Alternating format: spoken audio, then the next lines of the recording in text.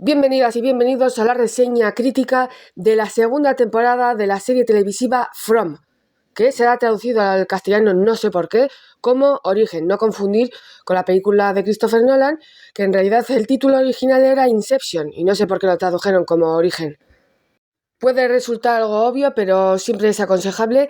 Aviso de spoilers: si no habéis visto ni la primera temporada ni la segunda, parad inmediatamente el vídeo.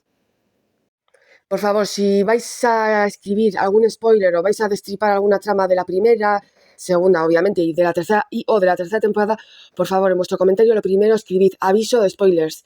Dejad un poco de espacio y escribid lo que os dé la gana, pero siempre con un aviso, por favor.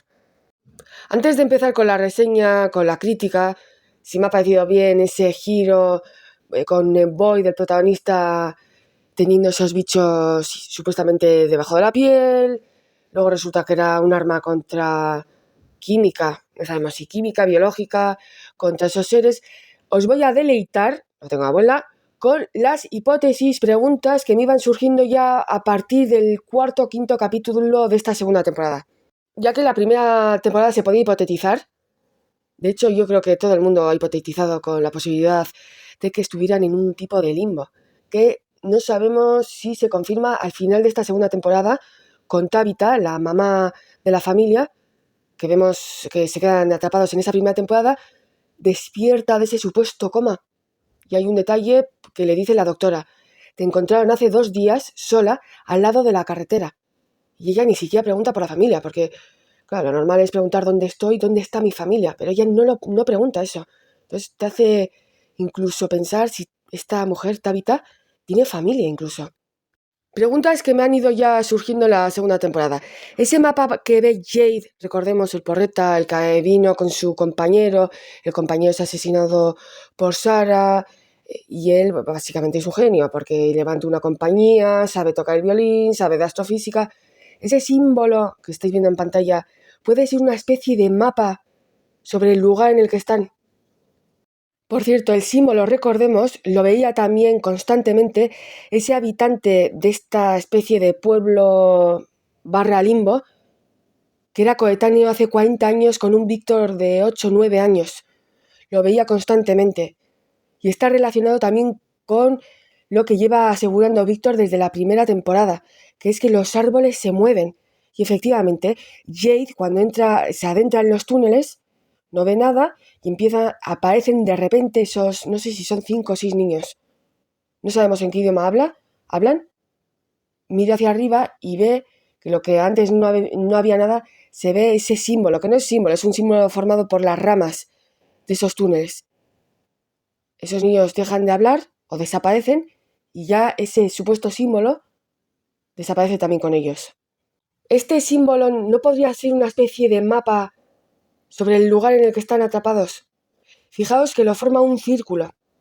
Recordemos que todas las personas que se quedan atascadas en esta especie de pueblo limbo, purgatorio, no sabemos todavía en la segunda temporada lo que es, lo forma un círculo que efectivamente encuentran el árbol, piensan que están yendo en línea recta, pasan el pueblo, pero vuelven a toparse con el pueblo. Están dando vueltas y vueltas y vueltas. En un círculo, obviamente. Esas 3 líneas curvas que forman esas ramas no pueden ser representación de forma, como he dicho antes, un tipo de mapa de esos 3 árboles. Recordemos, y corregidme si me estoy equivocando, el primer árbol, que además no se ha vuelto a ver, el primer árbol que podría estar representado en esta especie de símbolo, que no es símbolo, no, porque lo crean las propias ramas, vuelvo a repetir, es ese árbol donde Boyd, en ese episodio, en ese flashback, donde se nos muestra cómo Boyd, el sheriff, encontró esas piedras, esas rocas que les protegen por la noche de esos seres. En ese capítulo flashback donde se nos muestra cómo Boyd encontró esas piedras, estaba yendo, no sé si de misión, ve a ese perro que lleva vagando yo creo que 40 años, o a saber, o igual es una metáfora, es una guía espiritual. Ya lo dije en la reseña de la primera temporada, los nativos americanos tenían a los lobos, perros como guías espirituales cuando se adentraban o se sumergían en trances. Entonces el perro puede ser o no puede ser real, pero lo que sí sabemos es que es un guía.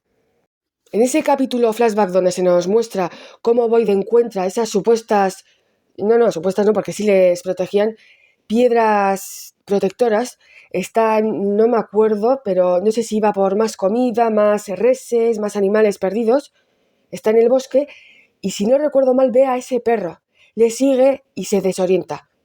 Él empieza a tener miedo normal porque empieza a caer la noche y empieza a oír a los seres.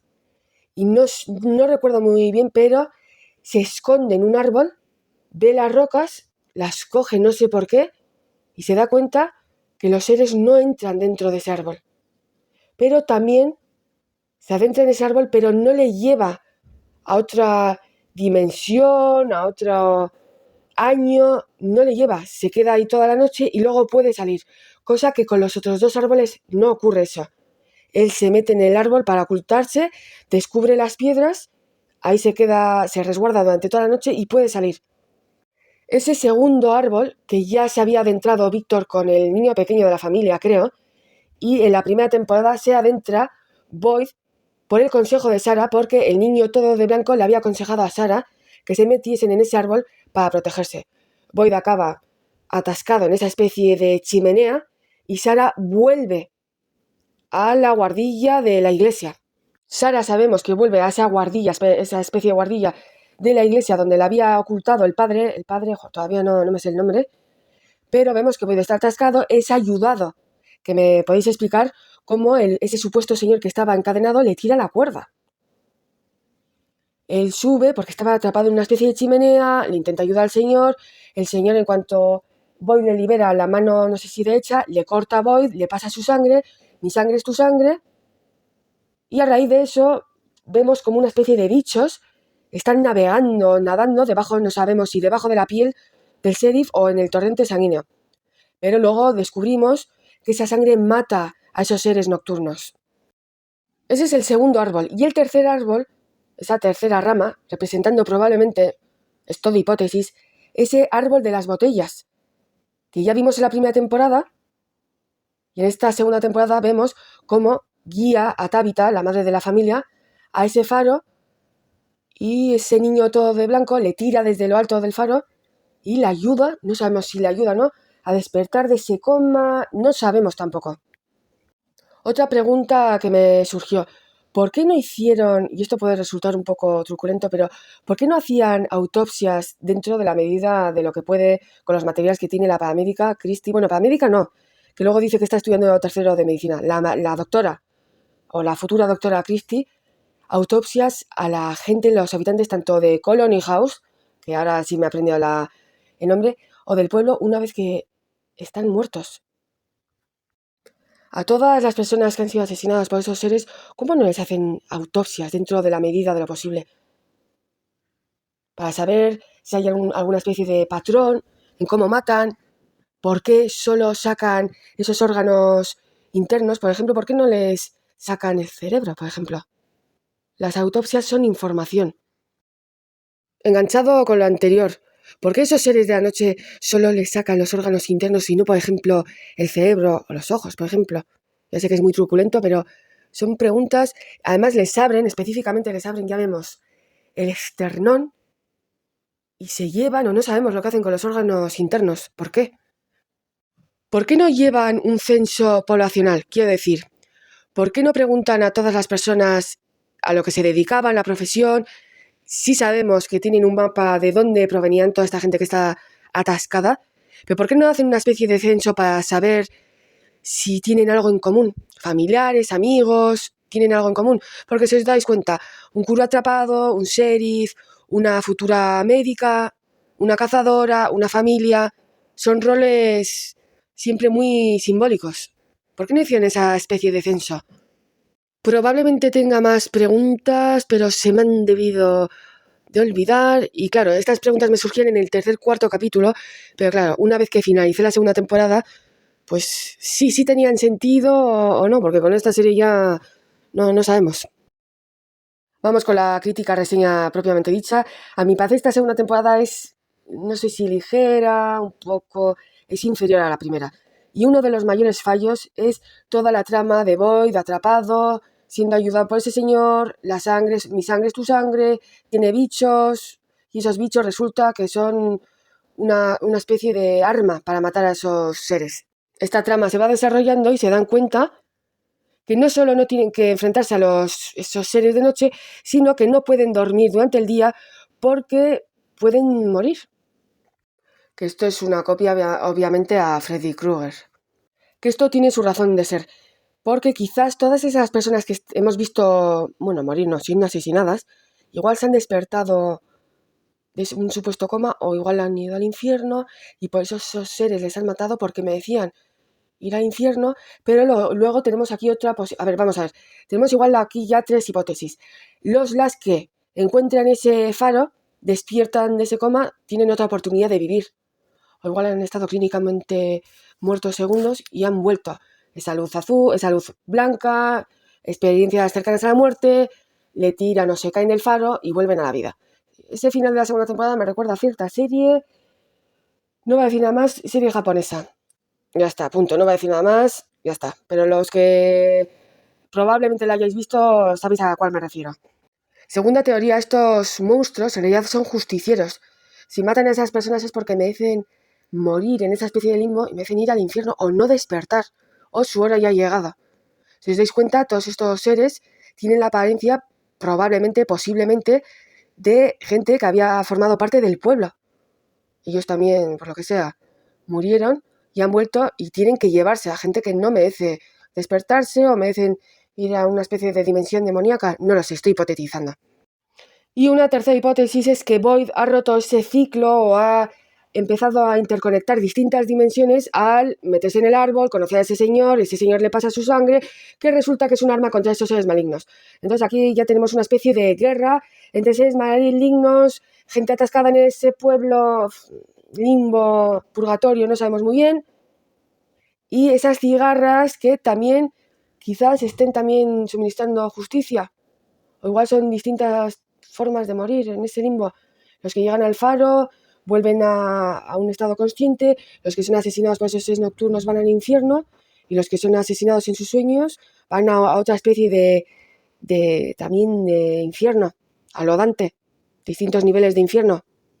Si me veis alterado, si oís ruidos raros, es que en donde vivo están haciendo obras y de repente se oye el taladro y me estoy asustando porque estoy concentrada hablando, teorizando mis teorías de tercera regional y de repente, pues eso, si me notáis así un poco alterada es por eso. ¿Y os acordáis de la reseña de la primera temporada que no aguantaba la familia? Pues yo no sé si la gente se debió quejar y ya los chavales ya no me caen tan mal, la madre no tan mal porque vemos que pues intenta colaborar con Jade. Por cierto, ¿no habéis notado vosotras, que cuando empiezan a investigar Tabitha y Jade hay cierta tensión sexual o Jade se ha enamorado de Tabitha o cómo va la cosa? Además vemos que Tabitha le defiende a Víctor se abrazan en esa escena donde ella se centra en el árbol de las botellas. Claro, ella probablemente tiene la edad más o menos de su madre hace 40 años. En esta segunda temporada los críos tienen redención, lo de la sexualización de la hija, recuerdo que es menor tanto en la vida real como el personaje. En la primera, segunda y creo que tercera temporada empezó la chavala con 15 años, recordemos esos planos, bajan el nivel, el listón, porque había ciertos planos en la primera de la chavala de Julie. En esta segunda temporada también, pero no tanto. Y vemos que intenta interactuar con este chico que viene en el autobús, que tuvo un sueño, que es una de las claves de la segunda temporada. Tiene redención, el niño también, intenta hacer las paces con Víctor, hasta Tabitha, la madre. Que vemos cómo defiende a Víctor de Jade, intenta ayudar a Jade, y esto, vemos una cierta tensión sexual entre Jade y Tabitha cuando están en el bar, investigando. Además él le dice a ella, ya me estás volviendo a chillar otra vez. ¿Vemos una tensión sexual o cómo va la cosa? ¿O es solo, o yo ya veo tensiones sexuales no resueltas por todos los lados? Entonces la familia tiene una especie de redención, 3/4 de la familia, pero el padre, el padre ya, vamos a ver.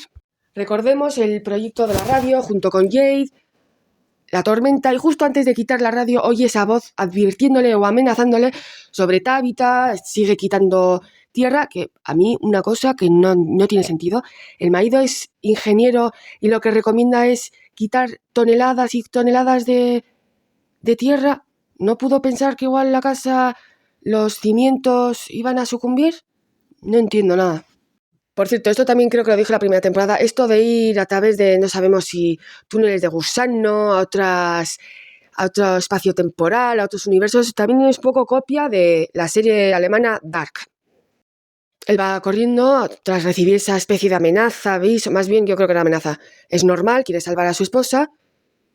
Otra, como dicen los chavales, otra bandera roja de este personaje es que todo el rato habla de su casa, nuestra casa. No, perdonad. Y bueno, todos en la familia, pero sobre todo él. No es tu casa, es la casa en la que estáis viviendo, que os la han dejado, ya que la anterior familia fue asesinada, pero no es tu casa. Perdona. Tampoco te digo lo de Colony House, que todo es de todos, un equilibrio. La casa donde vivimos. Cuidado con esas cosas. Él va a la casa asustado por ese mensaje, se puede entender, para intentar salvar a su esposa. Llega allí, pero es que Tabitha estaba en los túneles con Víctor porque le salva la vida prácticamente.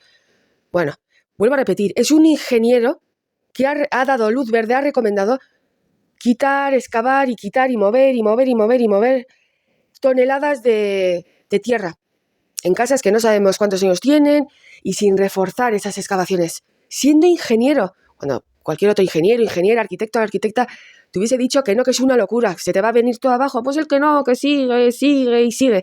Y siguieron. Y por eso se cae la casa abajo. Entonces, es cuando viene el autobús, se adentra ese chaval a ayudar, luego el macarra este que tenía el dron, y luego el camarero, para intentar ayudar. Bueno, pues a raíz de esto, muere tanto el camarero como el otro chico. Randall, creo que se llama, el del pelo rapado, logra escapar. Pues a causa suya, consecuencia suya, por su soberbia, tanto de él, de la esposa y de los hijos, mueren 2 personas. Y yo no les veo tampoco muy culpables. Además, ese chico del autobús muere intentando salvar a los 2, tanto supuestamente a la esposa como a él. Muere pues por fallo multiorgánico porque ya empieza a vomitar sangre. Y el camarero, que dije la primera temporada en el vídeo, cuidado con el camarero que es más listo de lo que es, muere a causa de los ex nocturnos estos. Pues al día siguiente sacan a Jim y yo no le veo muy culpable ni nada, ¿eh?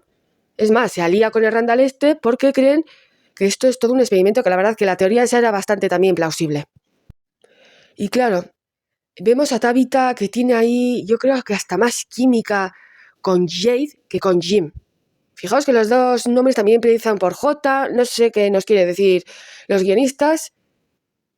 Y luego cuando despierta en esa escena en el último capítulo de la segunda temporada, no pregunta por la familia, dice no, ¿por qué? Pero no pregunta por la familia. La historia de Víctor, si la primera temporada era muy triste, y ya la segunda temporada directamente yo lloré en esa escena donde Jade le toca el violín, ya que necesitaba oír eso porque la madre les tocaba el violín a su hermana y a él cuando tenían miedo. Claro, descubrimos que tiene una hermana, porque él o se le había olvidado o debido al trauma lo había suprimido completamente el recuerdo de la hermana. La madre de Víctor sabía que el faro era la salvación, que había que ocultar a los niños del pueblo en el faro. ¿Cómo lo supo esto la madre? Tenía también visiones. Y luego otra pregunta, si es verdad que están atrapados en un limbo, en un purgatorio, y si llegan al faro despiertan, Víctor lleva en coma 40 años. Eso es clínicamente, médicamente imposible. Por lo que yo creo que Víctor está atrapado.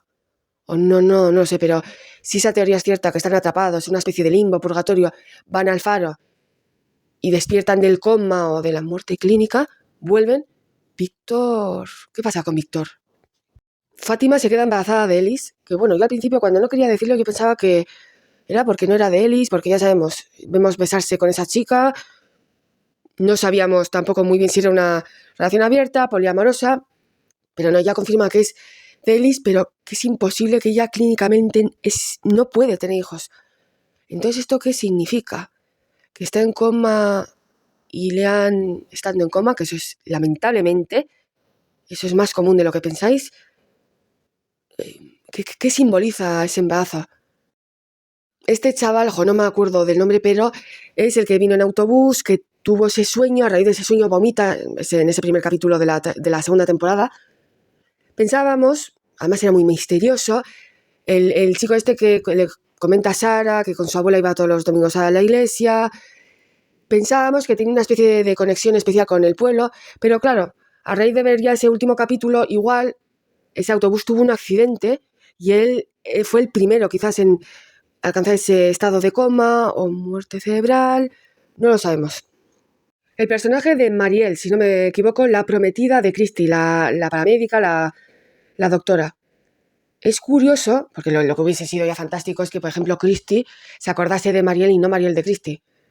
Tiene problemas con las sustancias, pero ¿cómo ha llegado a esa especie de purgatorio? ¿Estaban en ese autobús y tuvieron un accidente o debido a una sobre...?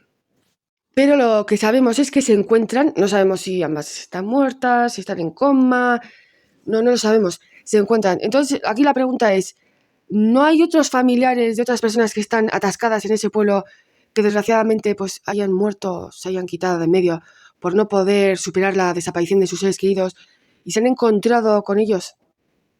Sabemos que no, pero ¿ha pasado eso en el pasado? Ya estáis escuchando que más que una reseña es hipotetizar, porque obviamente al tener más tramas, la gente del autobús, más datos, pues lo normal es hipotetizar. Pero esta segunda temporada no tiene el nivel de la primera, pero ni a nivel de terror, horror. Ya lo he dicho antes, esa trama de Boyd con el señor, mi sangre es tu sangre, es bastante floja. Esto les va a estallar en la cara, porque a ver luego cómo explicas lo de las cigarras, lo de los sueños. Y por lo que he oído, ya la tercera temporada está empezando a hacer el guión aguas. Me vino una noticia, la tercera temporada de From ya empieza a hacer aguas. Eso, pero bueno, eso hay que verlo. Pero sí, yo creo que sí, porque ya cuando vi lo de mi sangre es tu sangre, que podía matar a los bichos, pero que no, que... Mirad, si hubiesen quedado en eso simplemente hay una forma de matar a esos seres malignos, vale, pero ya con lo de las cigarras, que ya les atacaban en sueños, además eso fue en el capítulo 7º u 8º, ahí empecé, se están empezando a complicar muchísimo, y esto me recuerda a cierta serie que los productores fueron productores de esa serie, pero bueno. No queda otra más que ver la tercera temporada e ir hipotetizando para saber si teníamos razón o no, o para probar que las hipótesis sean correctas o no.